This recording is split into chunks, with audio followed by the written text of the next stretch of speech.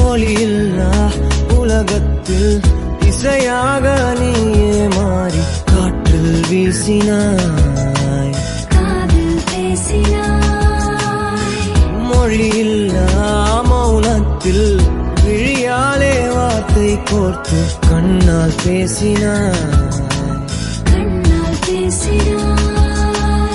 100 ஆண்டு